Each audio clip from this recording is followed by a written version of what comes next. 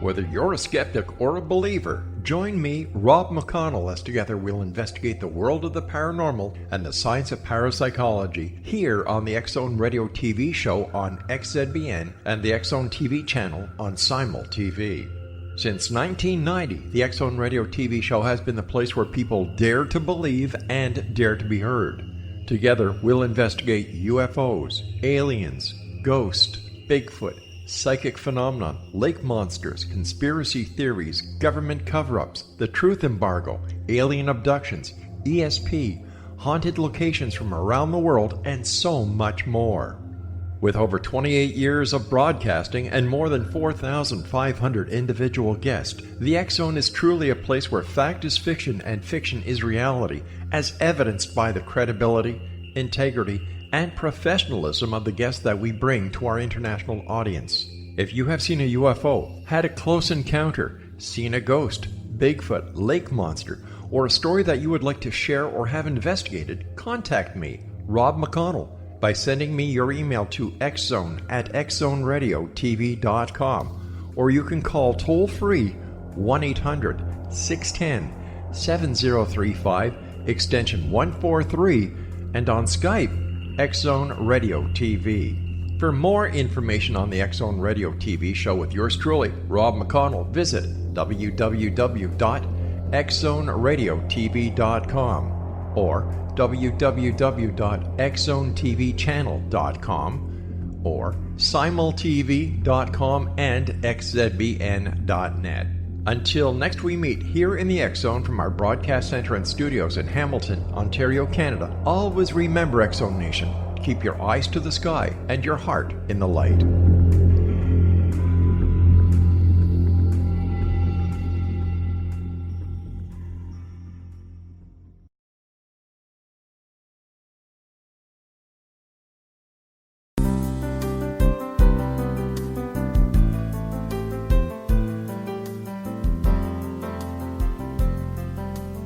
Welcome to Mission Evolution Radio Show with Gwilda Wiyaka, bringing together today's leading experts to uncover ever-deepening spiritual truths and the latest scientific developments in support of the evolution of humankind. For more information on Mission Evolution Radio with Gwilda Wiyaka, visit www.missionevolution.org. And now, here's the host of Mission Evolution, Miss Gwilda Wiyaka.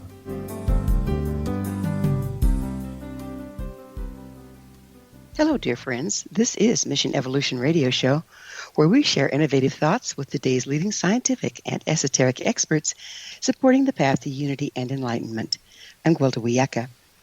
This hour will be exploring music, magic, and the evolution of the human spirit. No examination of evolution is complete without discussing the seemingly magical power of music to uplift the human spirit and heal the soul. Equally important to the evolutionary process is cultivating the expression of the human spirit within the structures of society. Can music not only feed the soul but positively affect the evolution of business and financial structure? Can the bonding power of music help us step out of polarization and enter the unified feel? With us this hour to delve into the power of music and the importance of spirituality in organizations is Bill Protzmann. Bill, the author of More Than Human, The Value of Cultivating the Human Spirit in Your Organization, is dedicated to raising awareness of the power of music as self-care. He holds a magna cum laude degrees in performance and creative writing, concertized and performed for many years with a focus on bringing music to audiences in non-traditional ways. His work was recognized by the National Council for Behavioral Health with an Award of Excellence in 2014. His volunteer work has included board positions with Guitars for Vets and San Diego Veterans Coalition. He's been instrumental in connecting thousands of military service members and veterans with honorary tickets to the San Diego Symphony. His website, quest.musiccare.net.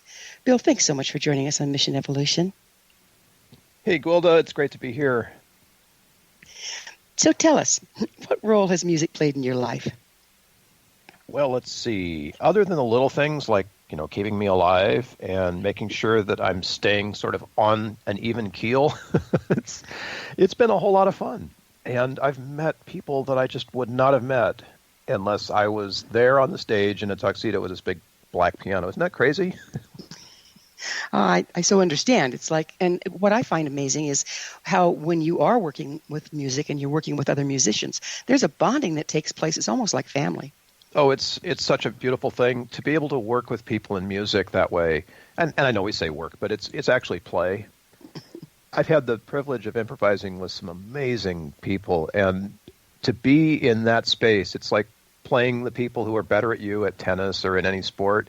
It just challenges you to go to a place that's further than you've ever gone before. So watching that happen, even in the audience, it's just like, yeah, those guys, they're in it. They're doing this thing together that they do that only happens when you're improvising music together. It's such a beautiful thing. You know, and the other thing I've noticed is when you are improvising and you have an audience, it seems like there's a energetic precipitation. Yes. Yeah, participation. There we go. That really changes the music, doesn't it? It does, because, you know, even though you're about working with the other people in the band, what's going on there is so exciting and so electric that the audience gets it too in some way. And I've had that same feeling sitting in the audience and watching amazing improvisers work as when I'm there and challenged to try to be a part of that. But yes, it creates this bond. And perhaps I'm going to be careful about this, but, you know, in America, we don't really participate in music as full committed musicians when we're in the audience. Oftentimes we have a level of removal from the experts on the stage, and that can be difficult sometimes, but also it's an invitation, because I think if you're on the stage and you want to connect with someone in the audience, first of all, the music's going to do that, but you have to trust that the audience member is also going to want to connect back, and music is just that great invitation to do that and to come into the circle and to see what it's all about. Even if you don't play or sing or do anything, you can still be engaged in the energy that's on the stage. That's beautiful. It's like in the right hands, music creates common neutral heart space for people to choose to participate in. Yes, and you know that you've said that so beautifully, because I think musicians can own that more fully than we ever have before, and it'll really change things. How old is music? Does anyone know where it originated? Oh, I don't even know.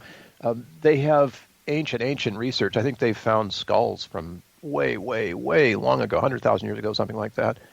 And they've been able to determine, based on the size of the skull itself and the features of the skull, the capabilities of those people for speech or song or just hollering. And we've always had it. In fact, at one point we were set up physically to make bigger sounds than we do now with our voice.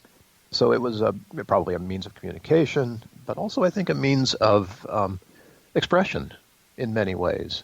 The voice is so incredibly expressive, you know, the sounds we make. And I think what's sad in our modern day world is we have left the singing to the experts, and we figure, oh, I can't sing. And it's like a part of our soul is locked up when we can't sing. It's true. And in such a short period of time, so 100 years ago, there were more pianos in the United States than there were bathtubs. Wow. And I'm not saying that's a bad thing for bathtubs, but think about it now. I mean, the piano was sort of the gathering place in the house. And we didn't have television, we didn't have radio. We'd gather around the piano and sing. And that was an incredible thing for whatever, late 1800s,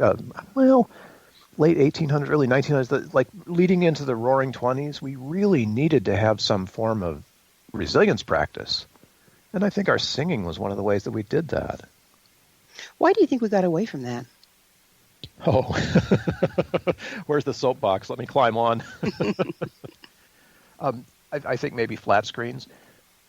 Instead of being a self-created, not entertainment, but self-created community participative thing, our entertainment has sort of been distributed out now, and we get it through devices versus creating it ourselves. And as we've moved away from creating our own entertainment, the devices have become the thing. And, of course, content is everything now.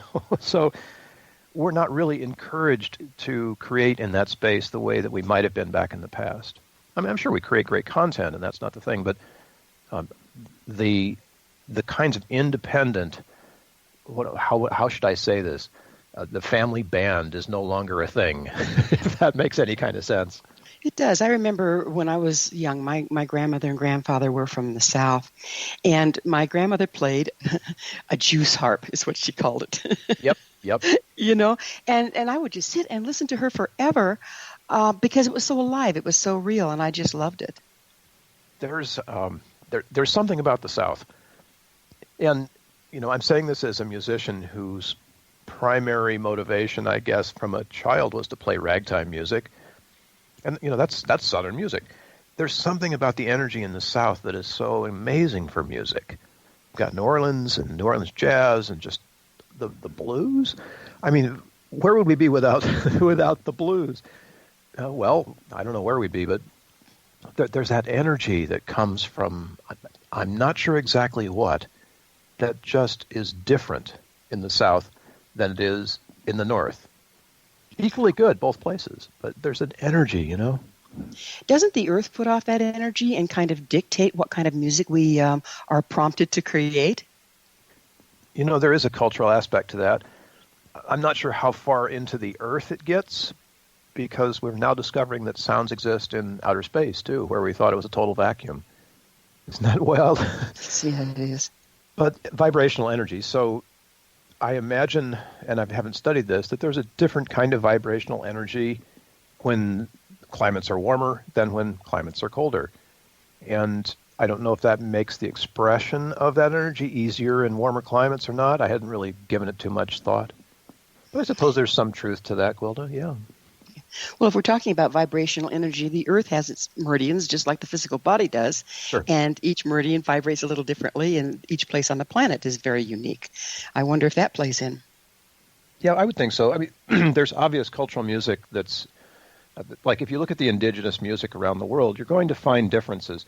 And those differences could be in things like the rhythms. Polyrhythms are really amazing in the equatorial zones. Or you're going to find things like melodies, where in Asia, the melodies are pentatonic.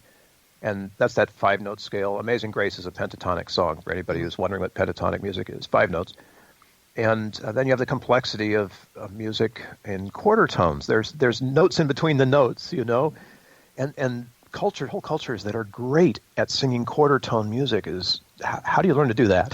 That's just an amazing capability. I've never even thought about how to intentionally sing quarter tone music. And of course, with today, it's all sort of blending together, and you can hear quarter tones in Western pop. It's pretty amazing that that the world's energy is expressing itself so beautifully in so many different forms and crossover forms of music these days. It is amazing. We have a little bit of time left in this segment. Would you mind telling us, what do you think is the most misunderstood thing about music? Well, that's also, I think, cultural, Gwilda. In America, anyhow, we tend to not accept the full emotional component of music. We tend to choose music that we like versus music we don't. And oftentimes there's a lot of energy for us and information and a lot of care in the music that we don't like, if we were only to explore it. Yeah, exactly. It shakes us loose. Maybe that's why we don't like it. Mm-hmm. Mm-hmm. Well, it is time for a commercial break. Bill and I will return shortly, so don't go away. You're listening to the Mission Evolution Radio Show, coming to you on the X-Zone Broadcast Network, www.xzbn.net.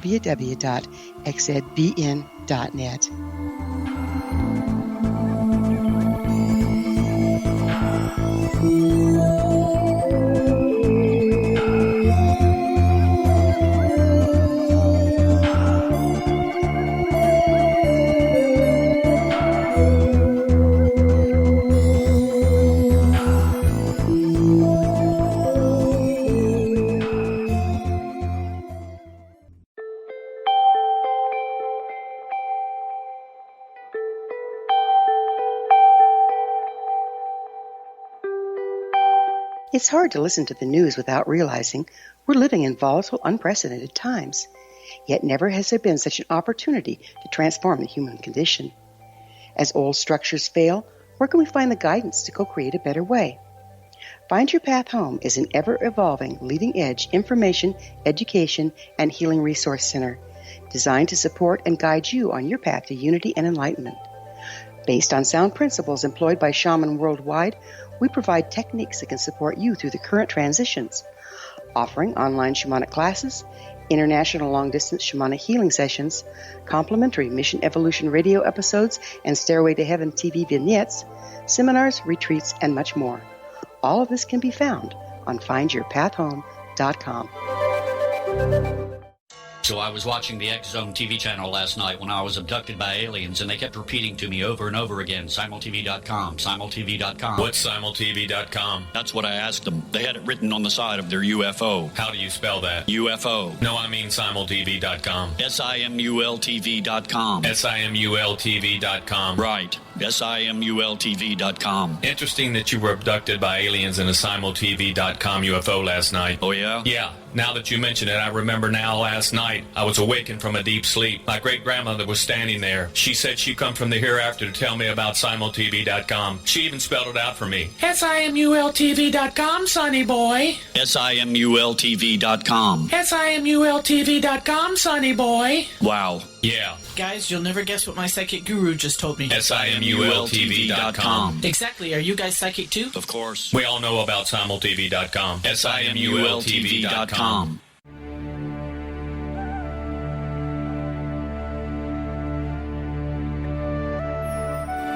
Shamanic healing is the key to personal empowerment. Why?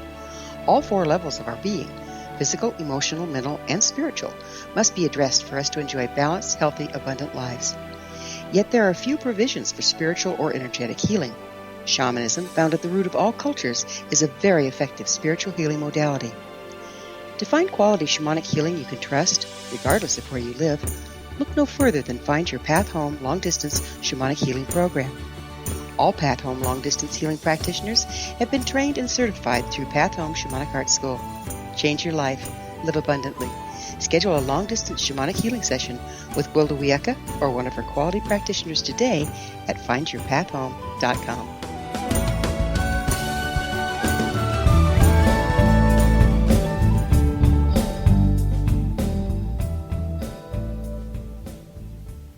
Welcome back. This is the Mission Evolution Radio Show, missionevolution.org. We're dedicated to unification and evolution of consciousness.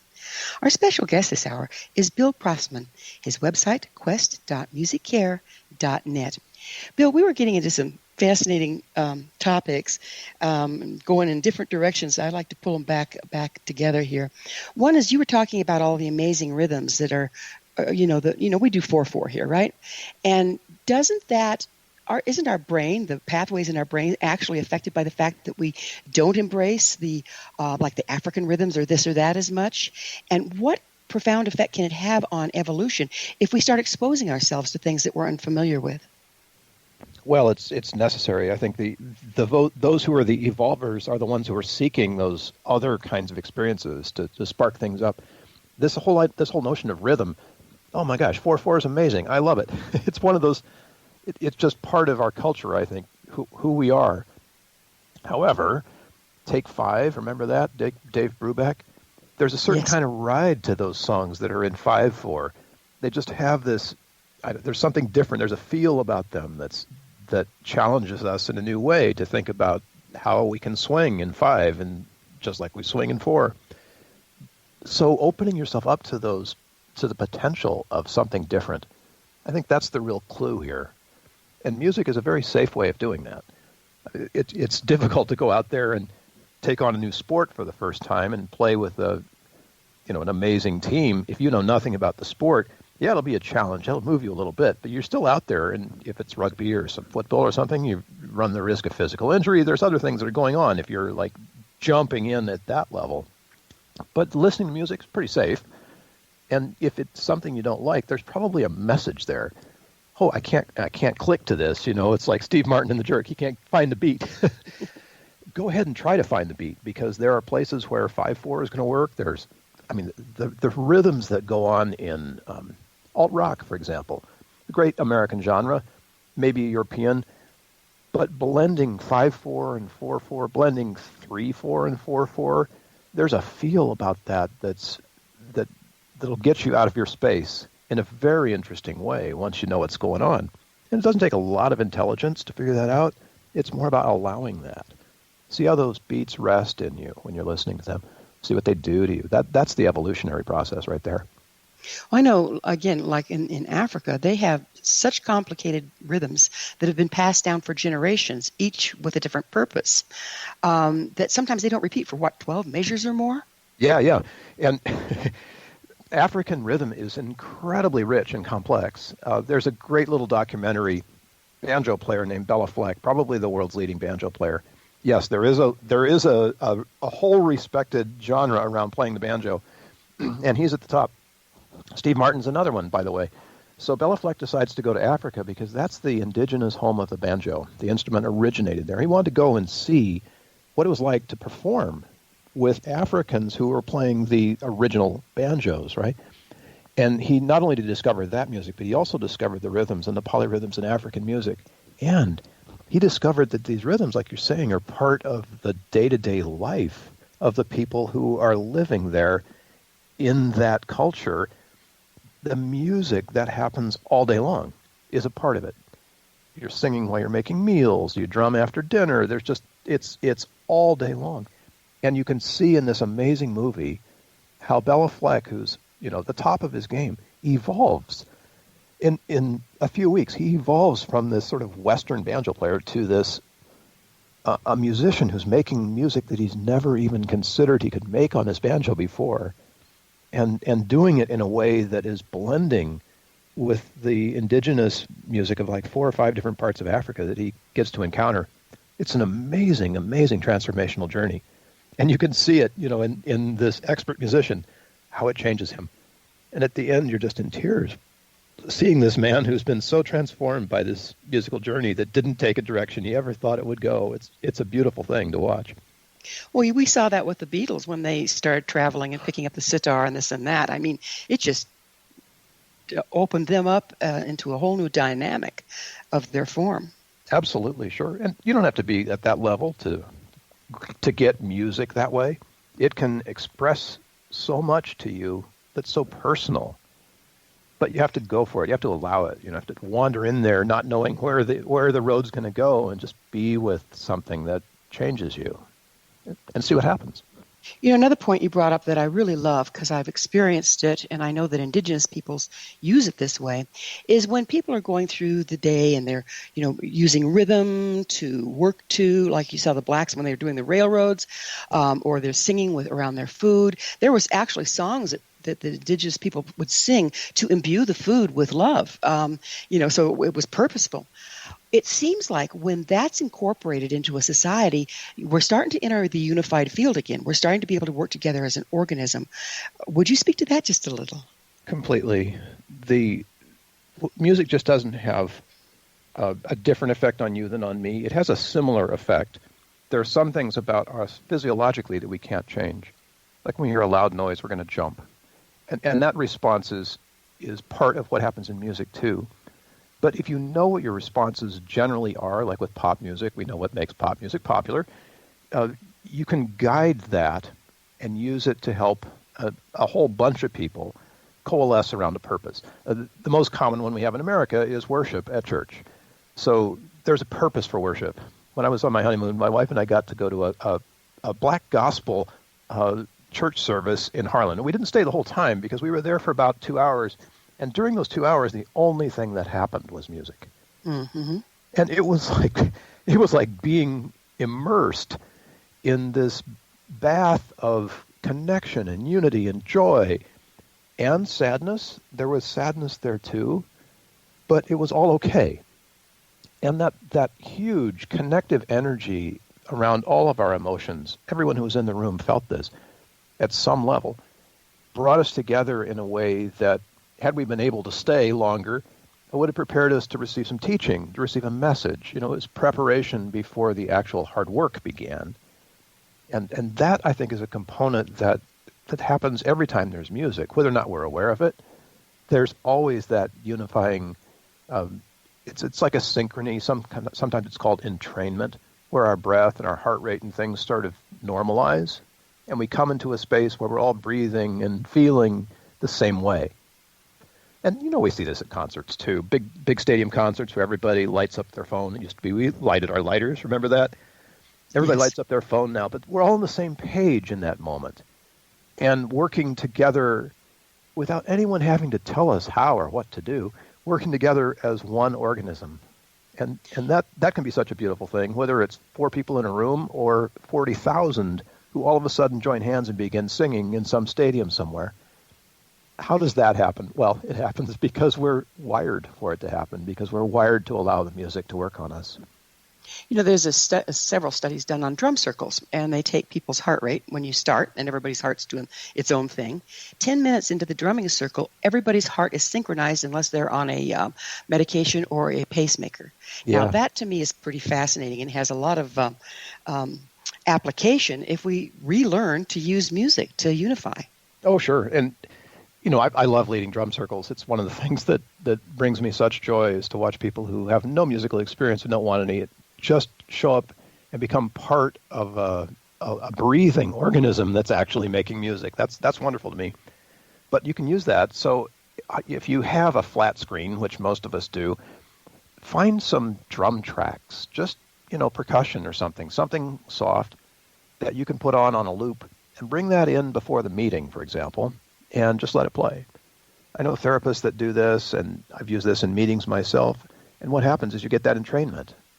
Without having to say a word, the little click that's happening in the background is just bringing everybody onto the same physiological page before you start the meeting. And that's really helpful.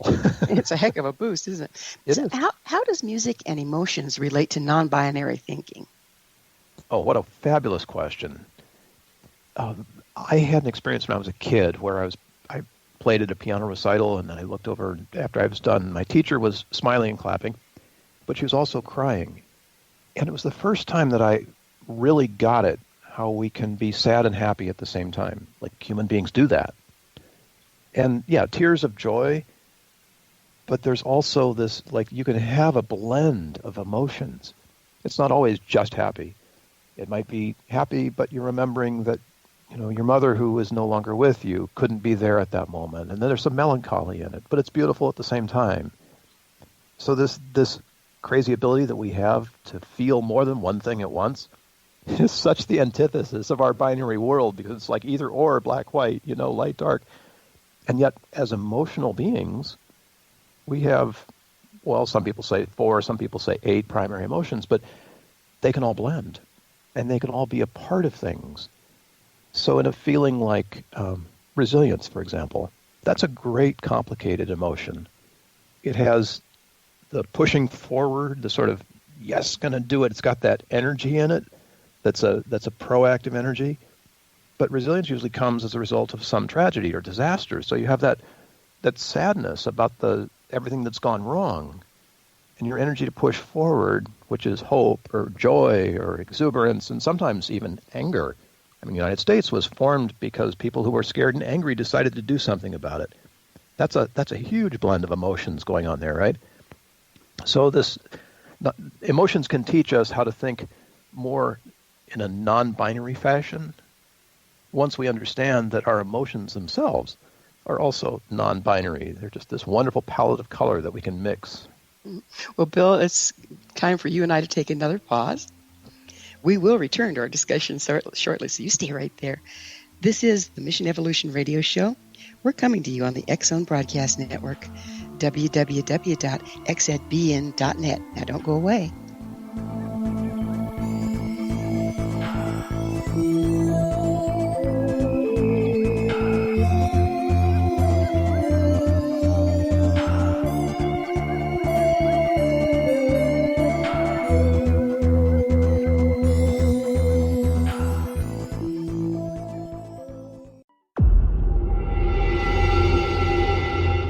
Whether you're a skeptic or a believer, join me, Rob McConnell, as together we'll investigate the world of the paranormal and the science of parapsychology here on the X-Zone Radio TV show on XZBN and the X-Zone TV channel on Simul TV.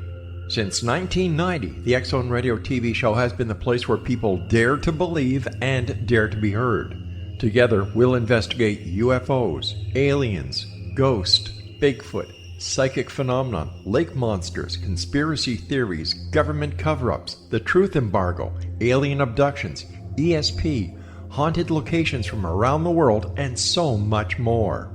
With over 28 years of broadcasting and more than 4,500 individual guests, the X Zone is truly a place where fact is fiction and fiction is reality, as evidenced by the credibility, integrity, and professionalism of the guests that we bring to our international audience. If you have seen a UFO, had a close encounter, seen a ghost, Bigfoot, lake monster, or a story that you would like to share or have investigated, contact me, Rob McConnell, by sending me your email to xzone@xzoneradiotv.com, or you can call toll-free 1-800-610-7035, extension 143, and on Skype, X Zone Radio TV. For more information on the X Zone Radio TV show with yours truly, Rob McConnell, visit www.xzoneradiotv.com or www.xzonetvchannel.com or simultv.com and xzbn.net. Until next we meet here in the X Zone from our broadcast center and studios in Hamilton, Ontario, Canada, always remember, X Zone Nation, keep your eyes to the sky and your heart in the light.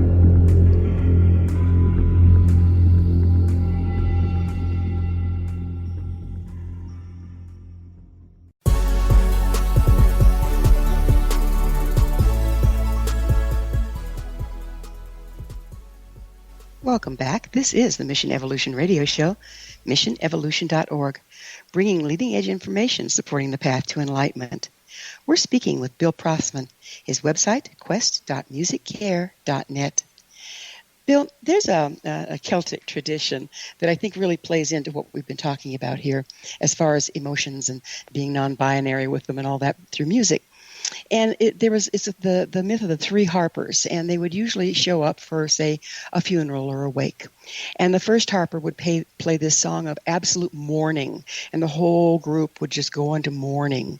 And then the second harper would come and play this song of joy. You know how the Celtic funerals always had these wakes and these parties. And everybody would dance and sing and remember the life of the one that had passed. But it was not complete until the third harper played, and he played a lullaby. Now, how does that play into how we can use music to re-engage our emotions and to process them? What an amazing practice. I've heard about this in New Orleans, too, where New Orleans funerals start out with the mourners in the second line and the band playing a slow tempo song, and then at some point it transforms, becomes a fast song, and the emotions transform with it. But I love the fact of adding a lullaby. I think our world needs more ballads. After you've had the depth of mourning and the height of ecstasy, of joy, it's time to regroup and gather and be more still, but still with big emotions in it. And that lullaby, the song of love, there's a way to come back to that after you've experienced the big emotions at either end of the scale, let's say. I mean, here we are talking binary again. But isn't it that way? I mean, you've got sadness and you've got joy, and they're sort of opposite. But they come together in that lullaby where everything becomes right, and you can relax into the comfort of, if it's your mother, relax into the comfort of the other mourners who are gathered there for the funeral. That's the missing piece in many ways, I think. Gwilda, you've just nailed it on this one. This is so beautiful. You know, the joy and sorrow sine wave is how we evolve, is by embracing both. But isn't the evolution ultimately on that steady line in the middle? And that would be the lullaby, wouldn't it? Sure. So I like to look at emotions as sort of guardrails down the road. And you're progressing down the road, and sometimes you bump up against them on one side and sometimes on another. And that is oversimplified, but sure. And that point of presence where you're able to move forward with a clear direction. And by the way, the direction changes frequently. But yes, you know if you're on it, if you're on the path, you know that. It feels like you're on the path. And in some ways, that may be the best way of knowing whether you're on the path or not is whether you feel it. And to shut ourselves off from those feelings because we don't like them and we think they're wrong or whatever. Oh no, please don't do that. They're just feelings, people. They're there for us. They're for our good. But doesn't that stifle the song of our life if we can't engage in all the frequencies of our emotions? Yes, it does. And, there's nothing harmful about feeling things. And tension release, it's part of the whole vibrational energy of the universe to have things that, blink on and off and on and off. And sound is just one of those things. It's the vibration we can hear, unlike the vibration we can see or the vibration we can feel, So the beauty of our physical systems is that we can train ourselves to pay attention to these feelings that come up and to find out how the energy that's in them animates us in a really good way. In indigenous societies, music was used to enter a trance. Does this ability to do so have anything to do with the healing properties of music? Well, I think so. There's a stillness that comes when I'm playing music, and often when I'm listening to it, that I don't have any other way.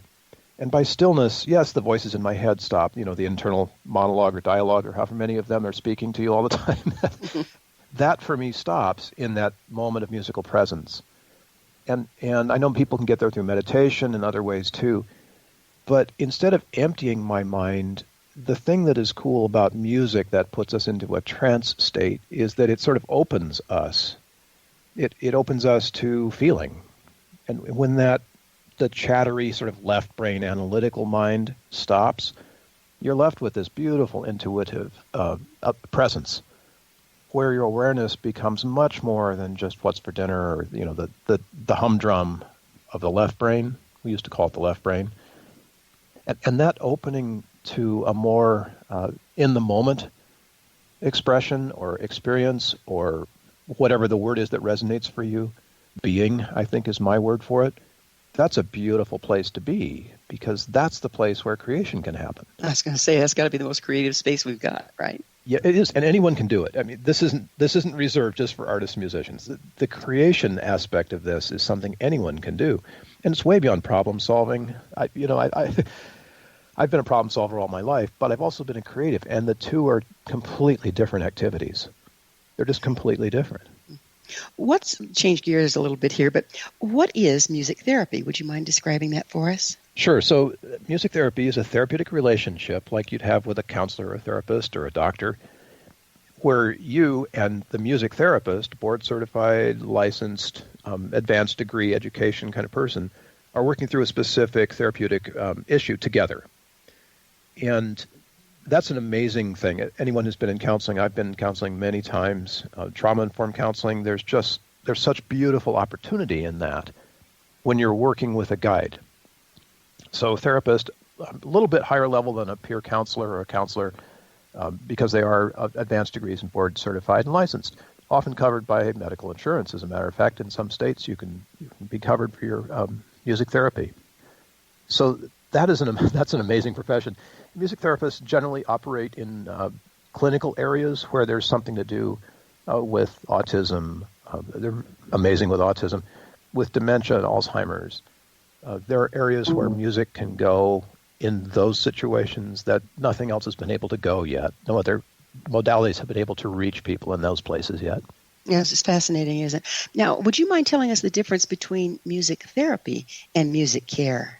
Certainly. So, you know what music therapy is? There's music entertainment on the other end of that scale where you're passive and you're just sort of in a concert. But somewhere in between music as entertainment and music therapy, there's an opportunity. And that opportunity is to take what music is doing for you and enliven that with intention. And that's more than just sitting there and listening to music happening. It's paying attention to the emotions that come up. It's challenging yourself to listen to music that you may not, quote, like. Removing judgment from your musical diet is a great way to think of it. And we can't live on an all-sugar diet. It just doesn't work. And same with music. If you're on like an all-pop diet or an all-rap diet, you're going to need to diversify. You know, you're going to have to branch out a little bit to get the full effect of what music has for you. And for each one of us, it's so amazingly different because it's the music we love that's our most powerful. So that oftentimes it becomes a practice of, yes, I have music that minds me in, say, joy, for example. But what's my anger music? And what if I had anger music? And how would it work if I listened to music that actually triggers my anger? How would that change me? How could that change me? Those are the aspects of music care that are really interesting and that anyone can use. There's no science required, but it does take practice. And if you want great results, you have to practice anything. So let's talk about how we can enliven everyone's practice of music. How about that? Do you think that we can get this more mainstream? Because we've lost it. People just listen to the same old things, if they listen at all. It's background elevators sometimes. And yet this is such a powerful tool that we could use. It's a mindset. In many ways, I think we have to change our minds about things. We've gone to experts for so many reasons, and most of the experts in the medical profession are overwhelmed. Psychologists are overwhelmed. There's too many people who need too much help, and it's just not practical, whether or not it's cost effective, for all of us to be able to have all the therapy, all the care that we need. We're going to have to start taking better care of ourselves. So yes, I think of necessity, we're going to be turning to things that are durable with thousands of years of actual evidence behind them to help us care for ourselves in ways we hadn't thought about for quite some time. It's curious to me that in indigenous cultures, like the earthquake in Haiti, remember that in 2010? Mm-hmm. I mean, just pretty much wiped out Haiti. And yet, people were dancing in the streets. Dancing, and musicians were making new music that helped those people be resilient. This was their cultural go-to. And we don't have that kind of cultural go-to here in America in many ways. I think there are aspects of that where things like rap music, hip-hop culture has been minding anger and fear for a long time, doing a great job with that. But we need to get more engaged in what we can do to care for ourselves. Yoga, meditation, so many practices. EFT is out there. There's so many self-care practices that we can deploy.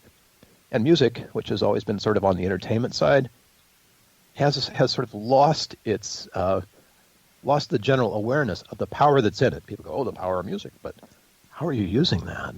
Let's put that to work and see how powerful it is for you.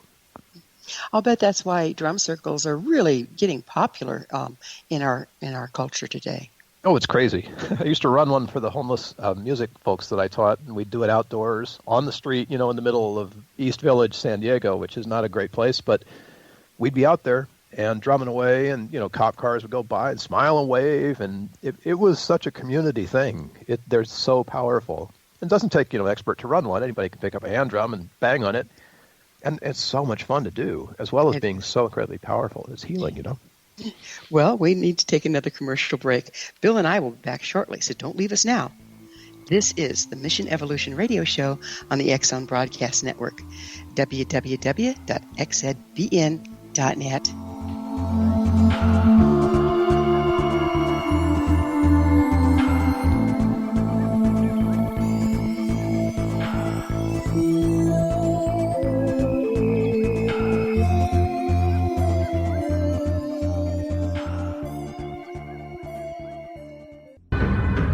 If you are looking for a safe, zero-calorie, natural option to the harmful artificial sweeteners on the market today, Just Like Sugar is what you're looking for. Just Like Sugar is a wonderful natural alternative for those health-conscious people who choose a calorie-restricted diet with a great, pure, sweet flavor that tastes just like sugar. Just Like Sugar is a great natural option for people suffering from diabetes and may be useful in restricted diet programs where standard sugars are not allowed and does not cause a laxative effect of some other sweeteners. Just Like Sugar comprises a perfect blend of chicory root fiber, natural calcium, natural vitamin C, and Just Like Sugar's sweetness comes from the natural flavors from the peel of the orange. Just Like Sugar is a natural alternative to harmful artificial sweeteners and will change the way that you believe all natural sweetener products taste.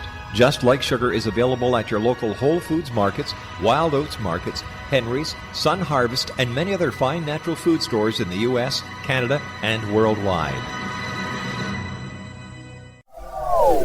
They are here, and they've been here for thousands of years, making their presence known in the shadows. They might be seen by a lonely motorist on a deserted road late at night, or by a frightened and confused husband in the bedroom he is sharing with his wife. But who are they? What do they want? Why are they here? Perhaps most concerning, has the government been aware of their presence all along? The new book by rel-mar, UFO Disclosure, The 70-Year Cover-Up Exposed, delves into the world of UFOs. Can full disclosure be soon? Order now and receive a free hour and 37-minute DVD on the UFO phenomenon. UFOs are real. Get both the book and the DVD, a $40 value, for only $19.99. To order your book and DVD today, go to rel-marzulli.net. That's LAMARZULLI.net. You have heard of the X Zone? Now watch it on Simul TV, plus 500 video games, live TV channels, free video on demand, worldwide, and more. Does this sound like tomorrow's television? Well, it is, but you can have it today, right now. It is Simul TV. Simul TV offers what the others only wish they could provide. 15 exclusive channels like X Zone, sci-fi, and horror. We are worldwide. No other provider offers that. 500 built-in video games. No need to have an extra expensive system. We have them included. Free video on demand. Live streaming events from around the world. Interactive online network, and much more. Tomorrow's TV today. Simul TV. Sound too good to be true? Well, it's not. You can have Simul TV today. Sign up at simultv.com. Do it today.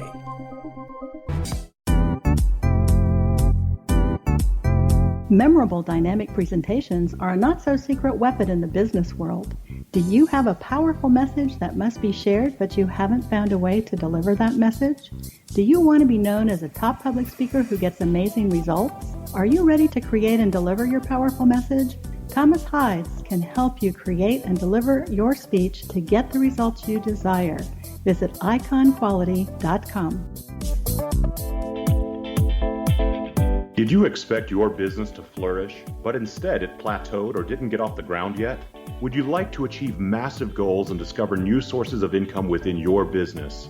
When you're ready to experience that type of success with fast results, Cindy Hendricks is the business coach for you. Her work with entrepreneurs and business owners has been life-changing. To get you and your business where you want to be, go to imaginemoresuccess.com. Has the fear of public speaking stalled your business or personal life?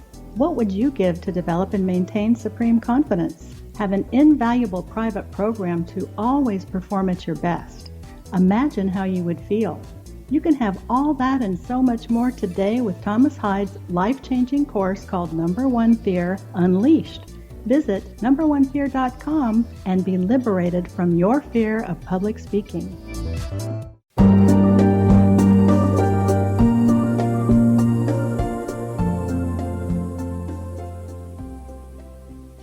Welcome back. This is Mission Evolution Radio Show, bringing together gifted people of service to the world. To suggest a topic or guest, email us, info@missionevolution.org. Our guest this hour is Bill Protzmann. His website, quest.musiccare.net. Bill, we were talking about the healing properties of music and how there's actually a form out there that people use it as therapy. How can the individual start to learn what music they need when? Wow. And we've got 12 minutes to hit this one. Okay. I like to take people through the process of sort of evaluating their music. So if you have a top 40, most people have a playlist of one or two songs that they love, but you've got a bunch of them. Think about how that music minds you for the four basic emotions, for joy, for sadness, for fear, for anger, and see if you can unpack from your top 40 list songs that really trigger you in anger, really trigger you in fear, of course, really trigger you in sadness, and then one we're all good at is really triggering in joy. And notice the distinct sort of overriding emotions that go along with the music for each of those four kinds of feelings. That's a great way to start, because if you discover that you're missing music that minds you in anger or music that minds you in fear, you know, those big emotions, they're, quote, negative emotions. Well, they're negative if you do something with them, but they're just emotions. I mean, they're going to trigger a feeling in you, but it's what you do with that feeling that can be negative or positive. You may not like the feeling, But we're laid out to feel that stuff. It's like, playing a piano that could only play happy music. And if you went to play angry music, it would just sound thuddy, That's not an instrument. You're an instrument too. Human beings were instruments. And when we are aware of the music that helps us through all of those emotions, they become less scary. And they become not things that we enjoy, but things that we accept.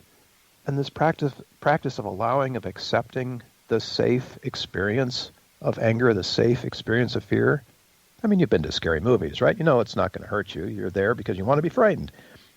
If you can do that with music, then you've given yourself such a jump on being able to safely navigate the crazy we're in right now. There's so much anger leaking out on social media, for example. If we could just put that to music, if the individual would allow that anger to come up and then use that energy for good, think where we'd be. Very transformative, isn't it? Let's come at this from a little different angle. All of us have been exposed to music growing up, and sometimes we were listening to music that during a time in our life that was difficult, and isn't there an association formed there? And how can we tell when we're responding to music because we're being triggered by it because of past damage? Right. It's really difficult to have music that's related to tragic memories or traumatic memories, but you can let that trauma go and reclaim the music for what it is. I think it's important, though, to notice that music is giving you big emotion. That's a huge thing. And then not to run away from it, not to be frightened by that, or not to say in some judgmental way that you can't feel that, because obviously you are. It's much better to allow those emotions to come up and just to be with them. It doesn't take long. A few minutes of being with sadness, a few minutes of being with anger is often enough to allow that feeling to pass. And when it does, you'll find yourself in this beautiful neutral place where you're able to choose the next feeling to have, right? Instead of just being led around by your anger, led around by your fear or whatever. And I have to be cautious on this, too, because there's a huge happiness movement right now and positive thought and all of that, and that's good. But you can't exclude those other things. The emotion of fear is there to remind us that when we hear a scary tiger, to get the family together and go back in the cave and light the fire. That's a positive reason for fear. And those little reminders that come up and just say, hey, Bill, pay attention, whatever that might be, those are important things to know. They open the way to intuition. And more importantly, I think they open the way to authenticity. You can't be authentic if you deny all your emotions. They're our navigation system, aren't they? They are, completely. Mm-hmm. So do you see music communicating what words cannot? Oh, yes, absolutely. It's the universal language, and it is because it connects us on an emotional level. And if you're able to offer music to someone who needs the emotion that you're offering in your music, that's a beautiful gift. How can we use the communication capacity of music to enhance our understanding of each other? Well, if you're in disagreement with someone, oftentimes it's easier to take the disagreement, put it on the table, and then bring up a piece of music where the two of you can resonate maybe with different emotions around that piece of music. And talking about that, sort of triangulating it, talking about that objectively, allows you to experience the emotions of the other person. And a piece of music that makes me angry, for example, might make you sad. And that's fine because that's honest for both of us. And unpacking how that music has made you sad and how that music has made me angry can be a great way of building a bridge that didn't exist before. Plus, if you're listening to the music, you're both getting an emotional bath that is going to help connect you in a way that only music can. There are many indications, such as depression and suicide, that indicate our structures, both business and family, are failing us. Mm-hmm. How can music play into this? What do you think is going on there? Well, I think we're seeing symptoms of waiting too long to attend to something. Suicide is a symptom of great depression and hopelessness and all of that. Well, what caused the depression and hopelessness back in the day? Let's back it up and see where those feelings originated. And oftentimes, the worst possible actions come from unfelt emotion. And I'll offer myself as an example. There are many others. But as a kid growing up, I didn't have a way of expressing anger when I wasn't at the piano. And that was tragic for me because it wound up being stuffed. I just kept it inside. And packing all that kind of anger inside eventually is going to cause it to leak out. And along with being chronically depressed as a kid, I also discovered in earlier adulthood that I was pretty angry. And I found out that I'd just been intentionally turning off the anger every time it came up, which isn't a great practice. So I began to allow that anger to come up and play it to music, to let it go, even when I wasn't at the piano. And that opened the way to so much growth. I can't tell you how important that was. Can learning to appreciate multicultural music help us unify the planet? Oh, I think so. Using that movie with Bela Fleck is a great example. I mean, he didn't go over there with any big purpose, but he got to Africa as one kind of person, and he left as a completely different one. So, yes, if that's a good example, let's follow that, because, oh my gosh, do we need to be able to get together on things and communicate and coalesce as a planet, as a people, as a race, as a human race. Can we use music to better communicate with our children? Oh, right. The family drum circle is a great way of doing that. Kids love to make music. And, there's that whole funny thing about how you give your nephew a drum set for Christmas, right? Yeah. And your brother hates you for life, yes. Your brother hates you for life, right. So, but you can use that. The family drum circle is one thing that we've done. And you know people in a different way when you make music with them. Even if that's banging on a drum, that's making music.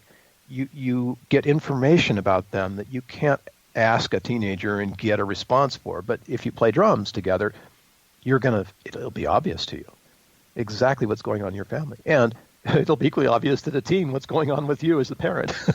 So that's a beautiful way of enhancing the communication in a family. Kind of evens the playing field, doesn't it? It does. And oftentimes it'll surface things that you didn't know were there. How can music enhance healthcare? Well, the great story on this comes from a researcher at Massachusetts General who was a classical piano player and a surgeon. And he decided to play some music for people in the ICU recovering from procedures.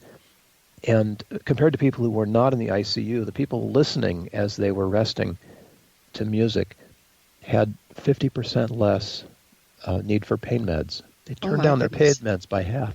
They turned down two stressors. Two stress hormones went down by 20%.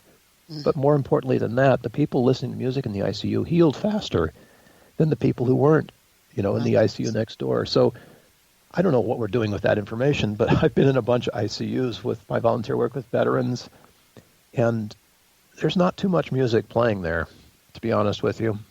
Right. We're just about out of time, but what is your vision for the future of music?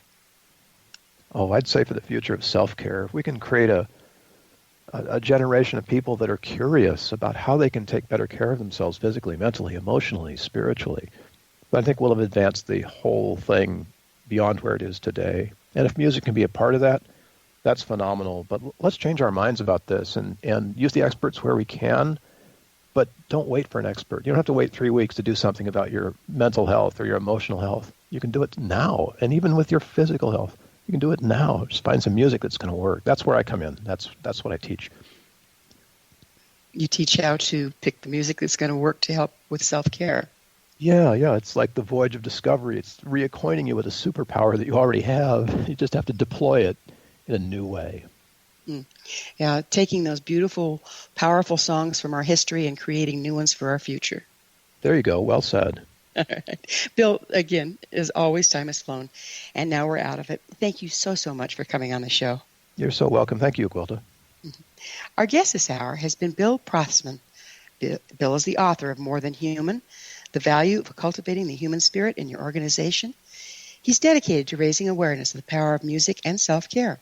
He holds degrees in piano performance and creative writing and has concertized and performed with a focus on bringing music to audiences in non-traditional ways.